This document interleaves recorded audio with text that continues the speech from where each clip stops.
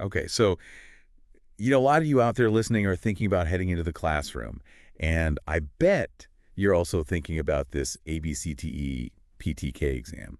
Yeah, the professional teaching knowledge exam. Right. And we're getting so many questions about Yeah, tons of questions. people want to know how to get ready for this thing. And we thought, let's cut through all the noise and really give people what they need. Yeah, forget those basic study guides you see out there. Exactly. What we really want to do today is give you the strategies that we've seen work for people who have really aced this exam. Exactly. Experienced educators, people who really know their stuff when it comes to teaching. Yeah. So if the PTK is something that's coming up for you, we're going to break it down. Think of this as your strategic command center. Exactly. We're going to help you think like someone who just totally rocks this test. Exactly. Okay, so you probably already know this, but the PTK has a couple of main parts to it. Yeah, two big sections you got to be ready for. First, you've got the multiple choice questions, and typically it's right around 100 questions in that section. Right.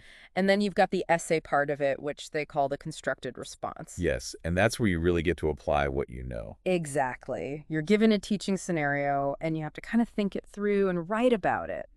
Now, here's a really important thing to keep in mind.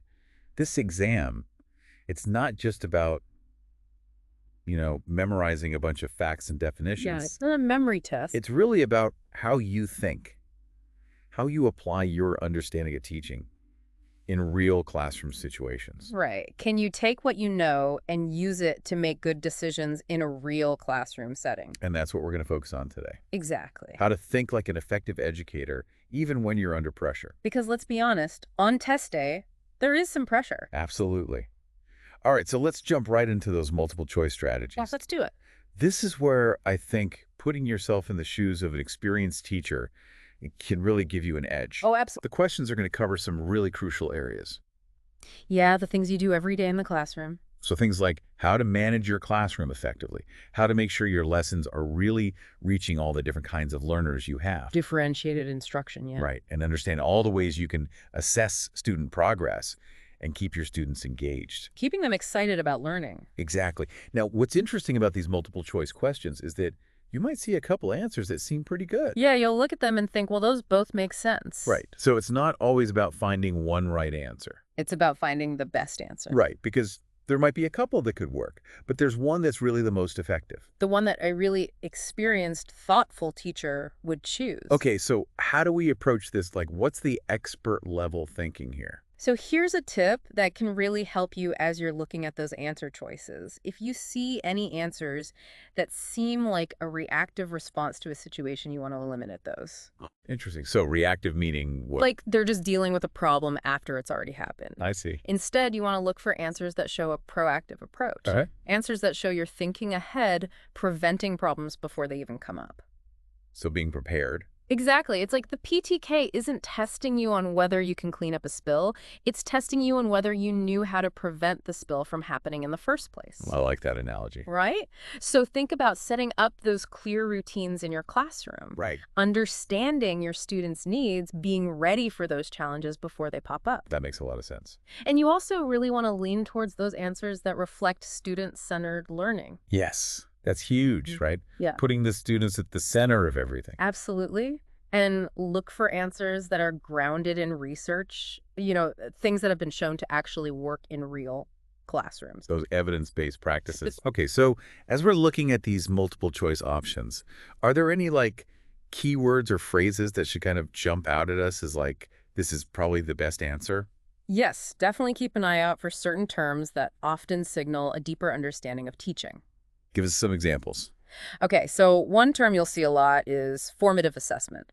Okay, what's that all about? So formative assessment is all about using feedback to guide learning as it's happening. So not just testing them at the end? No, it's about checking for understanding along the way, making adjustments to your teaching based on what you're seeing. That's a good one. What else? Another key term is scaffolding. Okay, I've heard that one. What does that really mean in practice? Scaffolding is about giving your students those temporary supports they need to learn something new. Okay. It's like building a scaffold around a building. It's there to help with construction, but once the building is strong enough, the scaffold comes down. So you're giving them the support until they can do it on their own. Exactly. Got it. What else? Another important concept is inquiry-based learning. That sounds interesting. So with inquiry-based learning, you're encouraging your students to ask questions, explore ideas, and really construct their own understanding. So they're actively involved in the learning process. Yes, it's not just about passively receiving information, it's about them being curious and engaged. I like that a lot. And then there's the idea of classroom routines. Okay, so that's about like having rules and procedures. Yes, but it's not just about keeping things orderly. It's about creating a predictable and safe environment for your students. I see. When you have clear routines, students know what to expect. They feel less anxious, and they can focus more on learning. So it actually helps create a better learning environment. Exactly. Those are some really good keywords to look out for. Yes, if you see those in an answer choice, it's a good sign that it aligns with what we know about effective teaching. Okay, now let's say you come across a question and you're stuck between two answers. Happens to the best of us. They both seem reasonable. Uh-huh. What's a good way to kind of break that tie? Here's a question that can really help you in those moments. Ask yourself, which of these answers would a highly effective and reflective teacher consistently choose? Oh, like that. It's like putting yourself in the mindset of a master teacher, Right. someone who's got years of experience and really knows what works. So you're going beyond just knowing the right answer. You're thinking about what the best teachers actually do in their classrooms day in and day out. That's great strategy. Yeah. Okay, let's shift gears now and talk about the essay section, the constructed response. Yeah, let's dive into that. I know this can be a little intimidating for some people, It's definitely a different kind of challenge than multiple choice. but it's also a chance to really show off your teaching skills. You get to demonstrate your thinking, your problem-solving abilities. So what kind of scenarios might we see in the essay section? Typically, they'll give you a realistic classroom situation, something that you might encounter as a teacher. Okay. Like maybe you have a student who's exhibiting a challenging behavior, or you have a tough decision to make about how to plan a lesson or address a curriculum goal. Or maybe you have a student who's really struggling academically or socially. Yeah, all those kinds of things. So it's about taking what you know and applying it to a real problem. Exactly. You're not just writing about theory, you're showing that you can think like a teacher in action. Now, you mentioned a tool that can help with this, the STAR Plus method. Oh, this is a great framework for writing a clear and compelling essay. Can you break that down for us? Absolutely. So the first 4 parts of STAR Plus are pretty straightforward. They stand for situation, task, action, and result. Okay. And then that plus sign at the end is where you really get to demonstrate your expert level thinking. All right, let's go through each part. So what's involved in the S situation? Okay, so for the situation, you want to start by clearly describing the context of the scenario. Okay. Just give enough background information so that someone reading your essay understands what's going on in the classroom. So set the scene. Yeah, paint a quick picture with your words. Got it. What about the T task? The task is all about identifying what needed to happen in that situation. Yeah. What was the goal or the challenge that you as the teacher were facing? So what were you trying to accomplish? Exactly what outcome were you aiming for? And then A, action. That's where you describe the specific steps you took to address the task. So what did you actually do? Yeah, be clear and specific. Explain your approach to solving the problem. Okay, and then our result. For the result, you want to explain what happened as the consequence of your actions. What was the outcome? Did it work? Did it lead to the desired result? What were the effects? So you're showing the impact of your actions. Exactly. Okay, now let's talk about that, plus sign the justification. This is where you really shine. This is where you show that you're not just guessing. Exactly. It's not enough to just say what you did. You need to explain why you did it. Okay. And you need to connect your actions to real educational principles, best practices. Yeah. You know, So if you decided to do something a certain way, you need to be able to explain why that was a good pedagogical choice. exactly. Can you give us an example? Sure. Let's say the scenario involves a student who's struggling to grasp a new concept, and you decide to use scaffolding to support them. Like we were talking about before.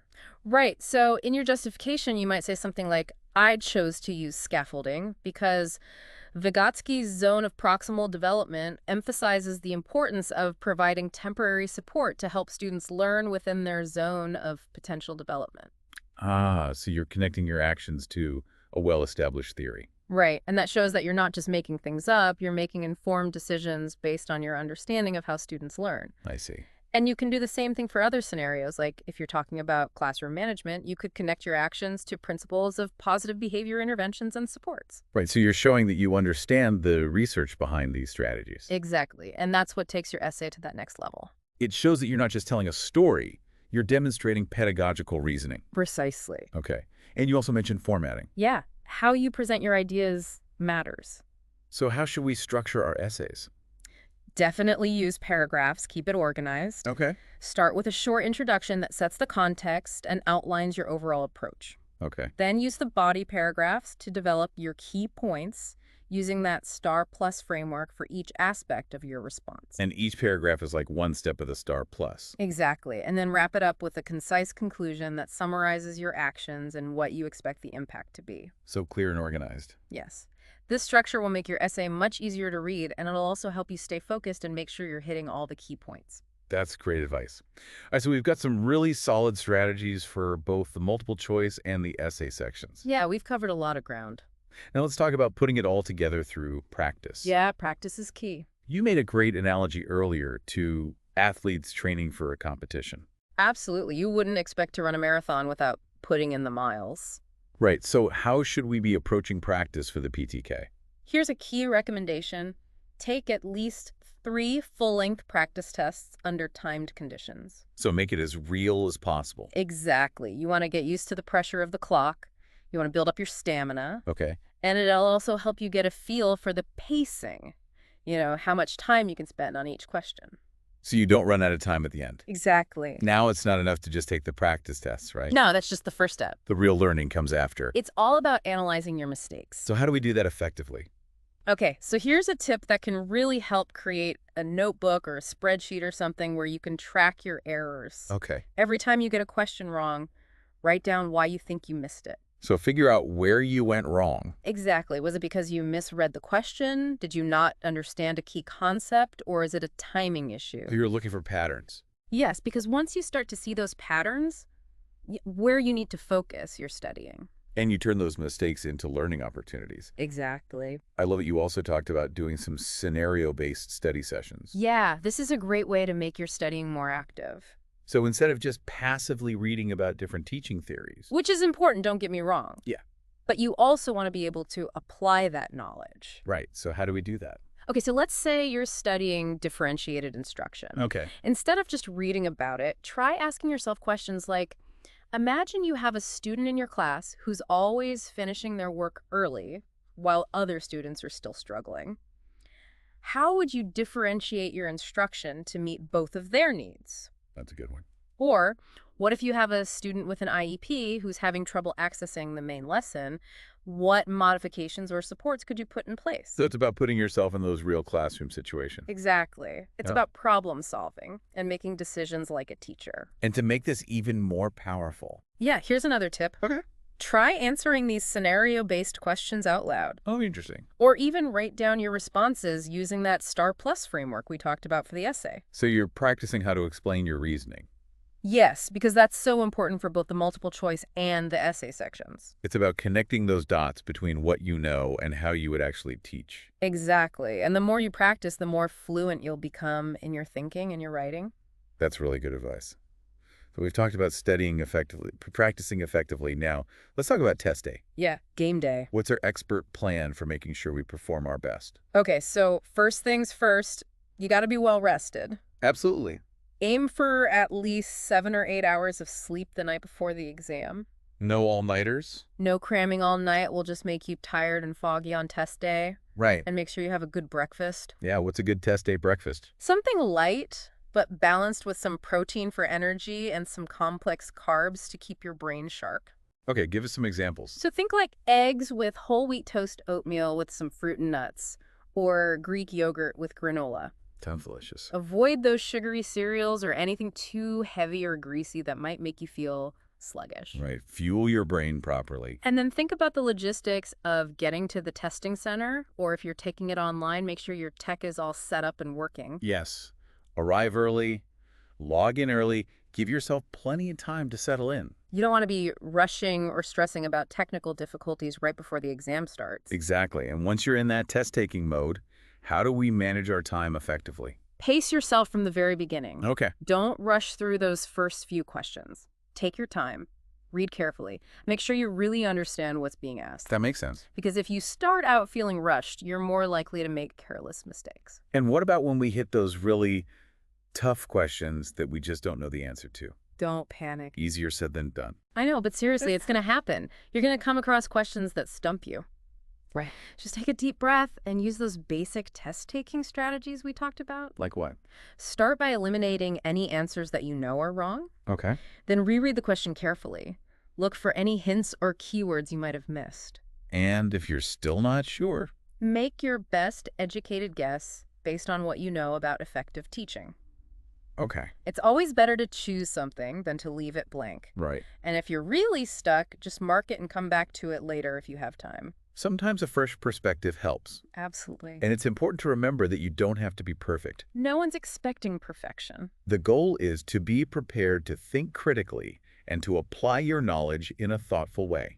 Exactly. Okay, let's do a quick recap of all the expert-level strategies we've covered today for acing the ABCTE PTK exam. So first things first, make sure you really understand the format of the exam, and remember that it's all about applying your knowledge to real teaching situations, not just memorizing facts. Exactly. It's about thinking like a teacher. In the multiple choice section, look for those proactive, student-centered solutions, the ones that are backed by research and best practices. Those are the hallmarks of effective teaching. And for the essay section, use that STAR+ method to write clear and persuasive responses.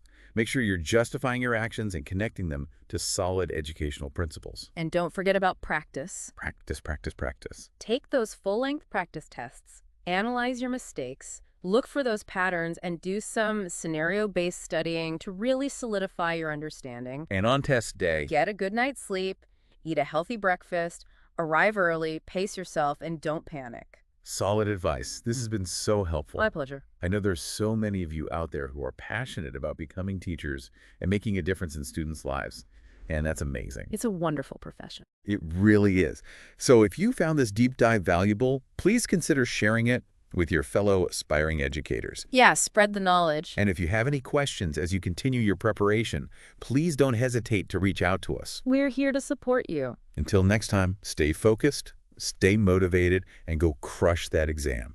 You got this. Thanks for joining us. Thanks for having me. We'll see you next time. See you then.